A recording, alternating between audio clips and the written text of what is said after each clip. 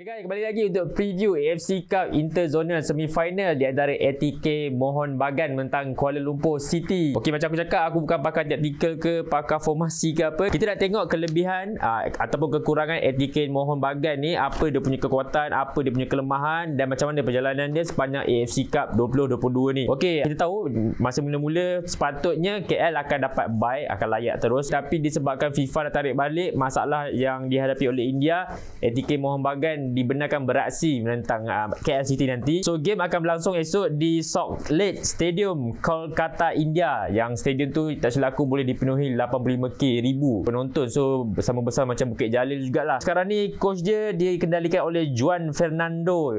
Juan Fernando ni dia orang Sepanyol, dia baru ambil alih aku rasa tak sampai dalam 10 bulan, masa 19 Disember 2021 dia ambil alih kan.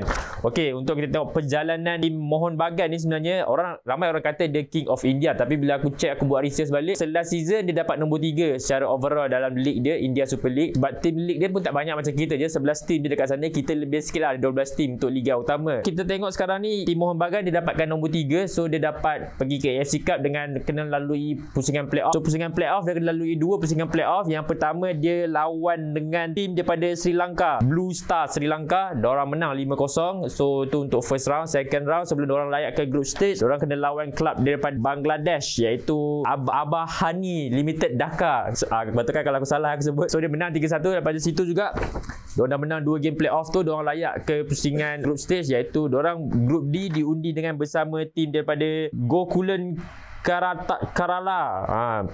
Susah nak sebut ni, tim India. Lepas tu ada tim Bangladesh, Bashundara Kings, dan juga tim ada Maldives, Mazia. So untuk group stage, dia jadi dapat nombor 1, tapi dia sama point dengan group India, Gokulam.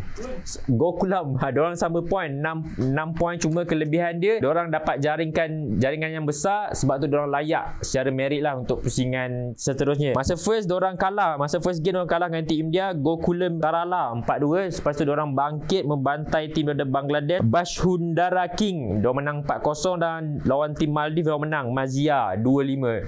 Sebabkan jaringan goal different tu lebih, dia layak ke pusingan seterusnya. Okey, kalau nak ikutkan KL kena lawan dengan tim daripada Vietnam, lepas tu dengan tim Makassar. Tapi untuk tim daripada India ni terus layak ke Interzonal Semi-Final. Diorang dah tunggu siap-siap dekat situ. So aku rasa tu memberi kelebihan, sebab maybe ranking India lebih tinggi daripada kita lah. Untuk last season, bila coach baru dia ambil alih, diorang membuat satu kejutan di mana diorang 15 game direct tanpa kalah guys. Cuma kenapa aku kata kelebihan tu ada dekat KL, sebenarnya liga dorang India tak bermula lagi. Okey, liga dorang akan start pada 7 Oktober nanti. So masa last season dorang punya liga habis pada March tu, sebab dorang ikut style Europe.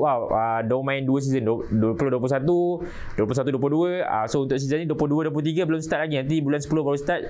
Cuma last season bukan nak kata momentum tu tak ada. Dorang punya liga habis 16 March, dia tak stop dekat tu, sebab AFC untuk 2022 ni diorang start April. Dia lawan playoff April, dan dia ada orang kata ni pusingan group stage tu bermain pada Mei. Cuma lepas pusingan group stage Mei tu almost 3 bulan aku rasa, 6, 7, 8, 9, almost 4 bulan diorang tak bermain secara kompetitif. So mungkin itu memberi sedikit kelebihan pada KL, sebab liga kita dah berlangsung, kita ada Piala FA, KL pun dah bermain AFC daripada orang kata ni, dah ada momentum tu. Cuma bila aku tengok, aku buat research, diorang tengah bermain untuk Duran Cup ni, bila aku search dalam Duran Cup ni tak ada dikategorikan sebagai secara rasmi sebab tak ada result yang keluar. Mungkin dia ibarat macam dekat Malaysia, mungkin Piala Wilayah ke, Piala Selangor Cup ke, aku rasa macam tu aku, Piala Menteri ke. Sebab itu aku rasa mungkin Boyan pun semalam dia kata mungkin kelebihan ada dekat KL, sebab cup dengan cup yang macam tu dengan cup yang AFC ni different dia punya intensity game. Okey, untuk kita cerita bab pemain import ni, sebenarnya aku agak terkejut. Pemain import dia Roy Krishna, iaitu pemain international Fiji. Last season dia menjadikan 14 gol dalam 23 match. Cuma aku terkejut bila season baru nak start ni, dia berpindah ke kelab Bengaluru. Mungkin ada faktor-faktor di sana lah. Kau kena baca lah news dekat tim dekat India. Untuk pemain dia, aku rasa ada beberapa pemain dikekalkan. Ini aku sebut key player dia, iaitu Vincent Kolako. Bila aku buat research dekat India punya tim ni, dia punya striker tak ada import tu. Dia menggunakan player lokal.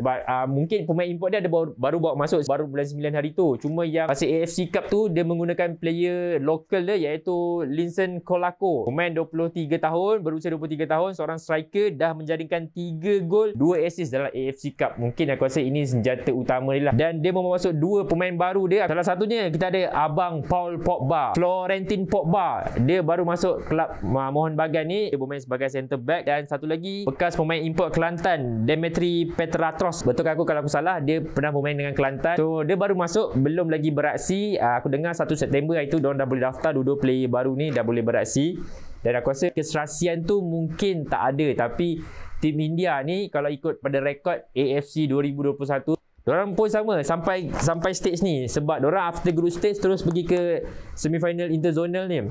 So cuma last year diorang kalah dengan kelab Uzbekistan 6-0 dengan Nasaf Karsi. Betul aku kalau aku salah, dia orang kalah 6-0. So untuk season ni bila semifinal interzonal ni dia jumpa Kuala Lumpur KL City. Kalau ikut secara knockout stage punya carta tu, sebenarnya kalau betul-betul AFC ini boleh dikatakan quarter final lah. Dia boleh katakan ini adalah pusingan quarter final. Cuma sekarang ni kat AFC kan pelik sikit, interzonal lah, final zone Asia lah, sebut je lah quarter final kan. Ok, itu je sedikit sebanyak tentang Mohon Bagan ni. Sebab aku agak limited juga ada punya research pasal Mohon Bagan ni, sebab mungkin liga diorang tak bermula lagi kot. Sebab kalau nak tengok kan, untuk last season dapat nombor 3, tim nombor 1, nombor 2 dia lebih baik. Cuma untuk aku, sebab aku dengar tim ni mempunyai die hard fan yang sangat kuat, mungkin fan dekat sana akan membanjiri stadium lah. Sebab mungkin fan KL tak banyak, tak seramai macam fan Mohon Bagan ni. So aku rasa mungkin memberi advantage bila beraksi di tempat sendiri. So kita beralih kepada kelab KL pula. Okey kan, untuk kita cerita pasal KL City ni, sebenarnya untuk aku diorang dalam good momentum. Bila siapa pergi stadium, siapa tengok game AFC masa lawan PSM Makassar tu, is a different game daripada Boyan Hodak sendiri. Sebab masa kau tengok game lawan Vettel, masa pusingan yang lawan Vettel tu, boring gila tu game dia. Sampai tak ada serangan. Aku rasa KL memang main secara defensif je. Cuma berkelebihan, aku rasa kita menang penalti. So bila lawan PSM Makassar tu kita tahu diorang dalam good momentum lawan Liga. Diorang kalahkan kelab-kelab, kalahkan juara-juara yang season lepas. Bila aku pergi game tu, aku tengok, aku duduk dekat situ. Bila menang 5-2 dengan Makassar tu, is different game daripada Boyan Hodak. Game laju, game cepat. Aku rasa intensity dia dah berubah. Itu kalau kau tanya aku sebagai first time yang dah selalu cover game KL, bila tengok game tu, itulah game terbaik benar KL main lah untuk aku. So lepas diorang menang dengan PSM Makassar 5-2 tu, diorang ada lawan Sabah seri 2 sama. Mungkin nak kata preparation untuk game lawan Sabah, masa tu Romel tak main, Jordan Minta tak main disebabkan injured, Zafri pun tak main tak silap aku disebabkan injured. So bila game tu Boyan tukar pendekatan, main banyak player-player second team dia bawa masuk dan seri 2 sama dengan Sabah. So which is untuk aku sebenarnya bagus lah. Kita tahu Sabah sebenarnya dalam good momentum juga, tapi diorang berjaya mengekang Sabah mendapat seri 2 sama di tempat pihak lawan tanpa pemain utama. Itu baik untuk KL lah sebenarnya. Cuma dalam game tu bila lawan Sabah tu, Kevin Ray Mendoza adalah man of the match. Aku rasa 7-8 save juga dia buat dekat situ. Mungkin untuk KL City ni aku masih menjagakan sebab rules dia 3+1 untuk season ni. Untuk season depan baru 5+1. Untuk season ni 3+1. Aku still rasakan Azri Ghani akan beraksi ya. Dan aku dengar semalam pun Coach Boyan kata Jordan Minta and Romel and Zafri dah ready. Kenny is back. Untuk KL season ni aku rasa key player dia memang Paulo Josue. Walaupun dia dah berusia 34 tahun, tapi untuk rekod season ni saja, dia seorang midfield, dia dah menjadikan 6 gol dan 5 assist untuk KL City. Kalau Paulo Josue tak ada, aku rasa memang mati kot KL. Okey, ni untuk aku ni untuk pendapat aku Kalau dalam KL City punya key player ni, aku boleh katakan untuk bahagian defensif, Gigi aku, John Carlo, dia selalu bergandingan dengan Kenny. Walaupun kita tahu Kenny seorang defensive midfield, tapi bila dekat KL, aku tengok Boyan banyak letakkan dia bersama Gigi. Bila Kenny injured, Gigi main masa lawan PSM Makassar tu, mungkin orang tak highlightkan Gigi sangat sebab mungkin dia bukan main kelab besar lah ke, bukan main JDT ke, bukan main Kedah ke. Sebab kita tahu fanbase KL ni tak besar, mungkin orang tak berapa highlightkan dia. Tapi kalau kau tengok game KL, Gigi one of the key factor ataupun key player yang kalau dia tak ada, KL mati. Itu aku dulu cakap. Untuk aku suka player-player macam Kenny sebab bila kalau kau pergi stadium KL, sebab kita fans tak ramai so kau boleh dengar suara-suara dekat padang tu. Kenny antara, walaupun dia bukan pegang lilitan captain, tapi Kenny antara orang yang selalu bersuara dalam padang tu, memberi arahan, buat tu buat ni, selalu marah player kalau player tu buat silap, jaga backline pun dia pun selalu berkomunikate secara kuat. So aku rasa dalam setiap tim bola sepak, walaupun sometimes kalau kita main bola kita rasa annoying tapi dalam tim bola sepak sebenarnya kena ada orang macam tu untuk guide kau, walaupun dia bukan seorang captain tapi dia kena guide kau untuk semua player. Dan ni mungkin lagi satu aku rasa Akram seorang defensive midfield yang sangat baik untuk season ni. Aku rasa walaupun tak secara konsisten tapi 70% ke atas tu aku rasa dia beraksi sangat baik Dia mungkin one of the Kim Panggun punya mata untuk dipanggil untuk menggantikan Syamel. Kita tahu Syamel injured panjang. So Akram antara list-list yang aku rasa bakal dipanggil oleh Kim Panggun. Dan selebihnya Romel walaupun season ni tak macam season lepas. Season lepas kat Piala Malaysia dia menjadikan 10 gol. Dekat Liga tak salah aku almost 5 gol juga. Cuma season ni dia baru menjaringkan 4 gol untuk Romel. Tapi aku tak pernah menyangkal pasal Romel. Kita tahu last season masa Piala Malaysia tu Boyan mengubah dia. Sebab kita tahu Romel masa zaman Selangor PKNS dia seorang midfield. Masa Piala Malaysia tu ada krisis striker, Boyan convertkan Romel jadi striker. Aku suka cara permainan dia sebab dia boleh hold bola, dia boleh buat pada gerakan build up play daripada dia. So aku suka untuk Romel. Untuk Jordan Mintah ni bukan nak kata dia belum serasi, tapi Mintah belum adapt lagi dengan Boyan punya tactical coach. Sebab aku still rasa Mintah punya gameplay ni still different daripada dia bermain dekat Terengganu Tapi untuk aku masa lawan PSM Makassar dia jaringkan 2 gol tu, untuk aku which is untuk boostkan moral dia sangat bagus So itu saja untuk KL. Aku rasa sebagai rakyat Malaysia, sebagai orang yang lahir dekat KL, IC14 guys.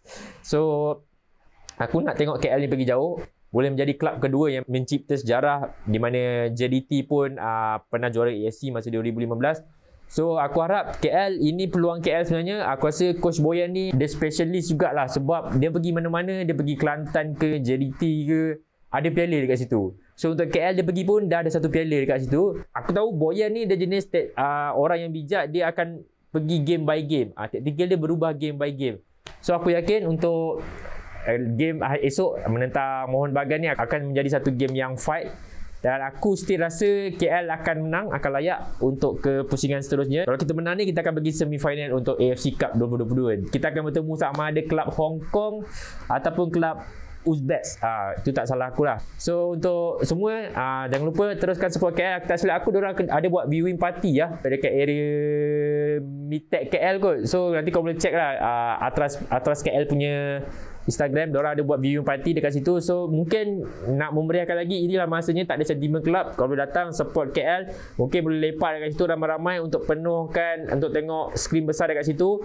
Game jam 9.30 waktu Malaysia, AFC Cup 2022. So untuk aku itu saja. Nanti kalau berkesempatan aku akan review after game tu, aku akan buat review lah sedikit sebanyak apa kesudahan result untuk AFC Cup nanti. Okay, so kita jumpa lagi untuk next review atau preview akan datang.